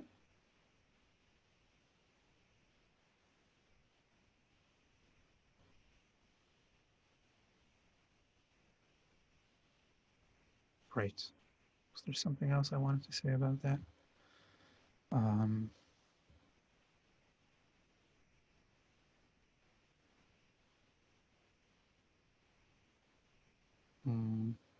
yeah, I think that's about it. That's about it. We'll talk about the other types of movements next times. Okay, good time for questions. We can Russ? hang on for another bit. Yes, Russ. Kim. Yeah, so can I ask a question just to that last Yes. part? So is Yeah. smooth pursuit related to, does it require the movement of some other part of the body in addition to just the eyes, or is it the fixation on a physical object that's moving? So like, can you have smooth pursuit if your head is not moving at all and you're just tracking a physical object with your eyes? Or is it the act of moving the body with the eyes? No, so it if I'm not mistaken, I need to look it up again. But if I'm not mistaken, it will involve the turning of the head because the initial reaction would actually be a saccade, right? Mm-hmm. So I'm looking at you. Say I don't know. Say my son was here, right at the other side of the computer, and I'm looking at you on the screen, and then he's throwing the ball. So Mm-hmm. first movement would be a saccade from looking at you towards the ball, Mm-hmm. but then following the ball, my head would move. Okay. I'm pretty sure about it, Okay. I but can look it up too. don't believe anything I say. Ask ask Google just to make sure. But I'm pretty sure that a smooth pursuit. But you know what? If your head is fixated, I'm thinking about like um, laboratory animals. So they fix their head and then they give them things. Yeah, maybe it can, like in an isolated laboratory condition, maybe the eyes would do a smooth pursuit, but in real life we would our head would follow the eyes following the object. Okay. And then one other question that's sort of related and not, but I once went to a talk by a woman who's developed a reflex integration sort of methodology. And her position was that you can do a more smooth tracking of your eyes. Which what she noticed with me is like if I'm moving to the right, I can have a sensation of kind of a smooth movement of the eyes, and that to the left, it's much more jumpy. Yeah, She's and she said that was related to different ways of cortical control in the brain. for sure. Is that right? And then can you elaborate on that a little bit? Because I've forgotten what that rationale is. So again, a saccade is very stereotypical. And the motor neurons that fire or control the saccades are in the brainstem somewhere. I never remember the names of those places in the brain. It's just impossible to remember. But it's in the brainstem. So it's very stereotypical. But we have a lot of cortical um, we have a lot of cortical control and access onto the brainstem from the cerebellum that modulates eye movements and coordinate eye movements with body, et cetera, and the whole everything that I showed you today, all those parts in the cerebral cortex, they they flow down through the brainstem into the eyes. So absolutely, you can have big differences in the quality of the movements of the eyes to one side towards the other. There's no doubt that you can improve the sensation of smoothness, but you will still be doing saccades. The way you roll your pelvis from 3 to 9, that if you do it lightly and gently and when everything is relaxed, you can really follow like it's a, it's like 1 point after the other, like there's no jump. It's just totally, totally smooth. You can't move your eyes that way, again, unless you're tracking a moving object. And then if you're doing it with a moving object, it's fast. So that idea that we can exercise our eyes to move in that way is, well, not really physiologically based. You want to have that sensation in your eyes of smooth following.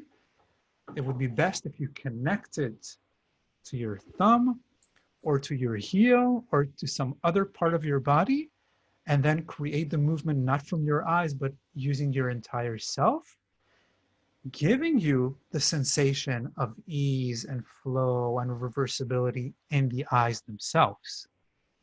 But doing this and this, this and this, right and left like that, with the same ease or control that I can turn my hands, right? I can turn my hands very gently, very easily, very smoothly. You wouldn't see any jump, any jerk whatsoever, because there's so many muscle fibers that control it and modulate. You can't do that with your eyes, right? You can improve it, but you can have better control over the saccades or have them smaller and more gradual, but they're still saccades. They're still very quick and jumpy. Thanks.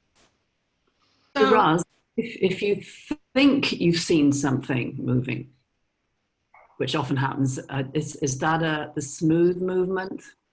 You think you saw something moving, then you probably did a saccade towards it, and you came back. You didn't even notice your eyes move, but you probably did boom, but you did not have a chance to pursue it. You didn't do a smooth pursuit. If you did a smooth pursuit, then you would say, "Oh, look at right," like the car went whoops. You did a whoops. If you think you saw something, you probably didn't do a smooth pursuit. You just, oops, it jumped your eyes for their, the saccades they're measured by hundreds of milliseconds, right? So your eyes can jump to the right and return back to the middle within less of a second. It's like half a second or even less. It's like so fast, right? So you don't even notice it. You're doing it all the time. Again, you're moving your eyes from my right eye to my left eye to my mouth. You're constantly saccading on my face. Just stop that already. Stop saccading my face all the time. So impolite of you. You think I don't see it? It's hard to see. We don't see it on other people's eyes because we're saccading ourselves, and it's so small. It's so minute. Right? The amount of movement that you need to do with your eyes to shift your gaze from my right eye to my left eye is so small. But if you look at somebody reading, right? Take somebody at your home, give him a book to read, place him in such a position where you can see his eye movements, and you would see his eyes are pum pum pum pum pum pum pum pum pum pum pum pum pum pum pum together, but pum pum, they're jumping. You wouldn't see. No way. Try it. Take somebody at your house, give them a book, and look at their eyes moving. Go ahead, Allison. You need to unmute.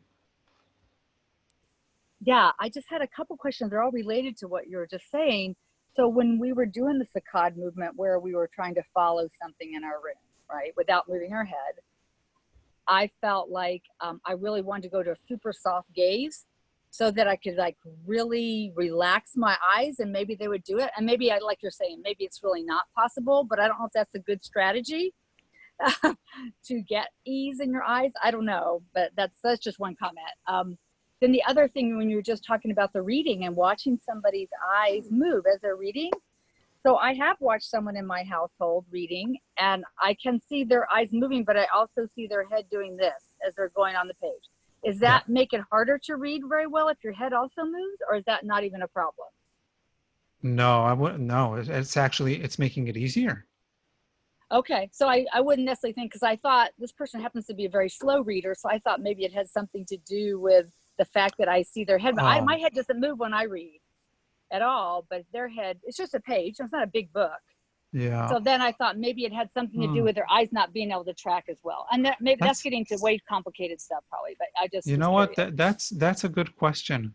Mhm. That's a good question. I don't, yeah, I don't know enough Yeah. about it. Yeah, I don't know either. I was just all of a sudden when you brought the reading up, That's it a kind good, that's a of, good yeah, question. yeah, I We should look okay. into that. Yeah. I had a thought Thank- about that. Was Yeah. my understanding is that when you're reading, many people who read fast, they actually kind of fixate on certain spots of the page and then you Yeah. scan sort of peripheral. So what that would suggest to me is that it is a slightly less efficient way of reading, but what the person is trying to do is smooth pursuit across the page. Yeah, I would think so. Yeah, I would think so too. So different methods of, I would think so too. Yeah. Even though I have to tell you, I tried that speed reading, could never get it. yeah, I can't either. It's like, okay, I'm scanning, but I'm not understanding. Like, no sense. It's just, right? Visual information passing on my eye. Like, I don't know. How do they do it? O'Shea explained that that in order to speed read, you had to suppress your tendency to voice subvocally Tried that too. words and activate your vocal apparatus. I tried that too. I once inadvertently found myself doing it.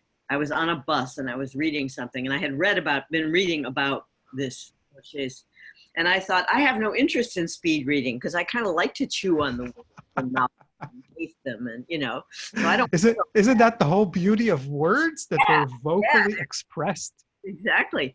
But all of a sudden I found myself doing it. It shocked. It shocked. It was unintentional. Wow. And my eyes were jumping, like taking in whole blocks of paragraphs. Wow. And Cool. it just happened. It was like, I didn't want to do this, Wow. but it was just a moment, but it was very different. Very interesting. So maybe I was trying too much when I was trying to do it. It felt impossible, completely impossible. Both aspects, the jumping and the non-vocalizing in my head, the words. It was like, I have a question, Roz. go ahead, Michael. Well, first, maybe just one comment about the smooth pursuit. Is it the object has to objectively move, or you just have to move relative to the object? Because if you pick a point in space and you turn your head, but you keep looking at that point, then That's a different movement. Okay. That's a different movement. Yeah. One of the types of the movements that we saw is called the vestibular ocular reflex. So when I do this, so let's say, look at your finger, right?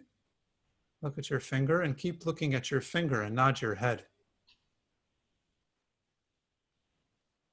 What's fixing your eyes on your finger, and for that reason, the image of your finger remains fixed.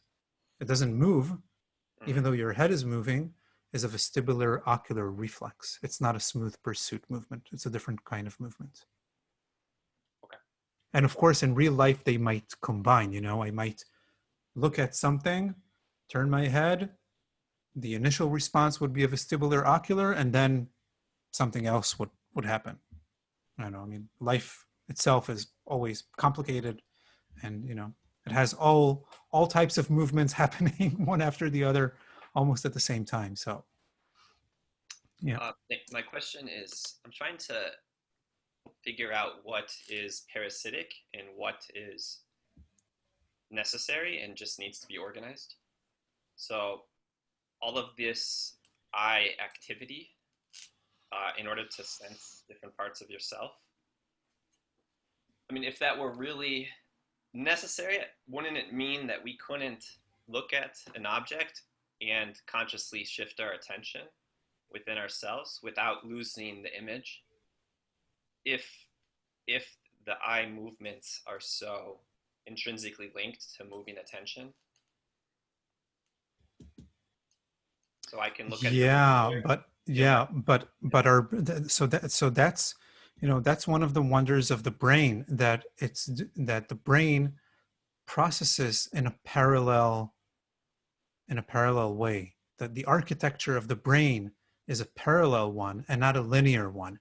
If it was a linear, then for viewing the object, you need your eyes.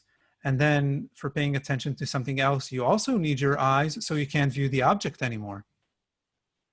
But our brain works in parallel, so it can do a lot of things at the same time. And most of what it does in the first place is underneath our conscious radar control. Most of what the brain is doing, it's doing it without our conscious interference, right? So I'm processing visual information around the room all the time. And the visual, the visual screen of looking at you and sensing you in a way, in a weird way through a screen, but still sensing the people that I'm talking with. And I have these thoughts in my head that have some visual component to them because they're like somewhere in my head moving, and I see my thoughts in a way, not like in a colorful, Tuscan sort of painting, but there is some visual component in how my thoughts are shifting, moving, whatnot. Okay, I can see how it doesn't life doesn't require us to be able to do these things in isolation. Yeah. But just as a matter of interest, like, do you And- think it is possible? Because I think it's very versatile. I think it's very versatile. I think the way we pay attention and the way we use our eyes can be very, very versatile.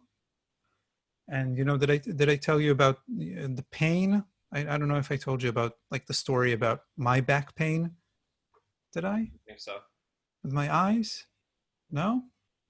I realized at one point that this chronic pain in my lower right back that I had since I was a kid, and that for some periods of time I've had it for like months without any relief. At one point when suddenly it returned and I was trying to do things with myself, lying down on the floor, pelvic clock and whatnot, and blah, blah, blah, blah, blah. Then I suddenly realized that my eyes were engaged in a habitual way related to how I pay attention to the pain, that I was constantly looking at the pain in a very ocular-motor sort of way, that my eyes were actually engaged chronically, even though I was looking in front of me, even though I was looking to the right or to the left and doing visual tasks of whatever, driving the car. The pain was pulling my attention, and that had an ocular-motor component to it so strong that when I realized it, it was like, oh my God, what I realized that I was constantly seeing the pain as if though my eyes came out of my eyeballs and went behind me and down, looking at my lower back just from there. And then I thought, maybe I can have them move out of my eyeballs to the right and behind me. I couldn't do it. It was just an impossible image to think about.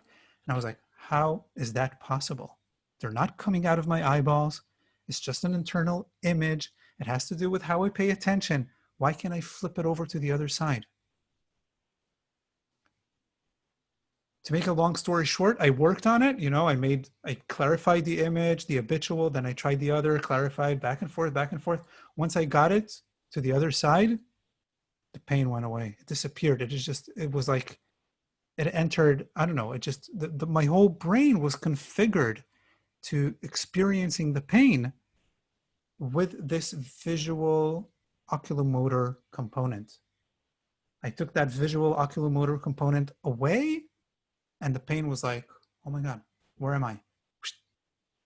It's not that it never came back, but it doesn't have ground to, what do you call it? There's an expression, right? Something with, Annie, help me out. No?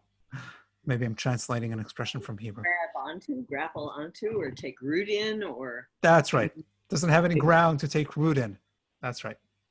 I truncate it from looking at it from the other side, and right. So I think our relationship with ourselves and attention and that visual component is a versatile relationship that we can play around with, that we can expose, that we have an habitual, like you said about viewing yourself and playing, right? You said you always view your spine from the side. Yep. That's habitual, and that's plastic and playable, right? So that's my central argument, basically. Roz, Okay. just quickly, I'm remembering something from the neurobiology course that I did online with Peggy Mason. And when it came to talking about eyes, I think she said that the rapid movements that we have with the eyes are because the brain cannot process all the information that's coming in. So the eyes jump so that they're not like continually in the whole field of That's right. visual. That's right. It's some sort of give and take between high visual resolution and the need to create consistency in the image, because we're moving all the time. So for the image to not become blurry, there's this give and take of, it's very, very complicated to understand, but very true. Yeah. Thank you. Hope to see everyone next week. And please feel free to write me any thoughts and comments. I love your emails. They're very inspiring, even if I don't answer right away or at all. I read them with a lot of attention. Great. Okay, take care.